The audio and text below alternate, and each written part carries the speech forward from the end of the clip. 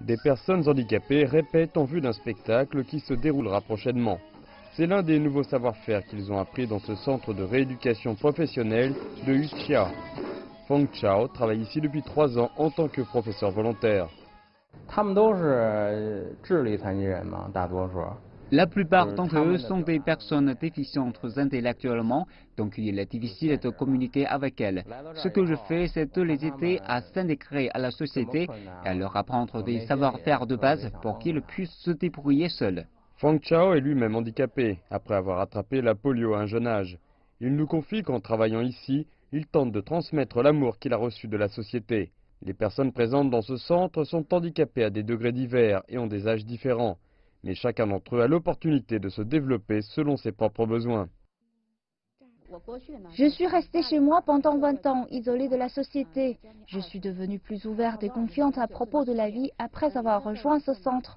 La vie est devenue plus pratique qu'avant pour les personnes handicapées, mais c'est encore difficile pour moi de marcher dehors, car il y a trop de voitures dans les rues et elles occupent les passages pour aveugles. À Beijing, il est ainsi courant de trouver des dalles tactiles bloquées par des véhicules privés. Fin 2016, la Chine avait établi près de 8000 centres de rééducation afin d'aider les personnes handicapées à s'adapter à la société.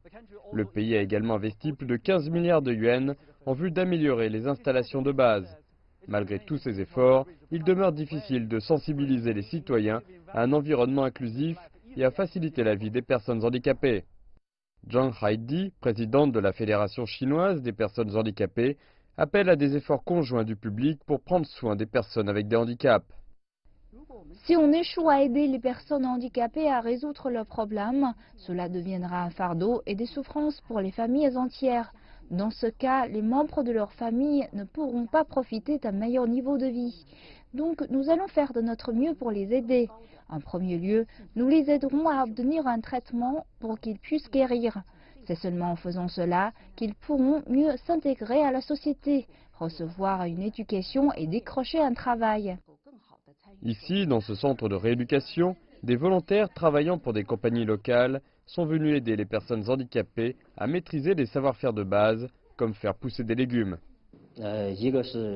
Nous sommes venus simplement pour communiquer avec les personnes handicapées et les aider à apprendre davantage à propos de la société. Nous avons fait de cette visite au centre une habitude. Les élèves ont tout un système de programmes de formation couvrant des cours pratiques ou des activités en extérieur. Ils reçoivent également des aides du gouvernement afin de subvenir à leurs besoins. Je pense que le gouvernement donne de plus en plus pour les personnes handicapées depuis ces dernières années. Les aides qu'ils reçoivent sont suffisantes pour survivre. Mais ici, nous manquons de professionnels pour les former à utiliser les équipements de rééducation. Chaque année, 4 spectacles publics comme celui-ci sont organisés à Beijing. C'est une technique simple et ils ont bien appris chaque mouvement et rythme. Mais leur chemin est encore loin d'être facile.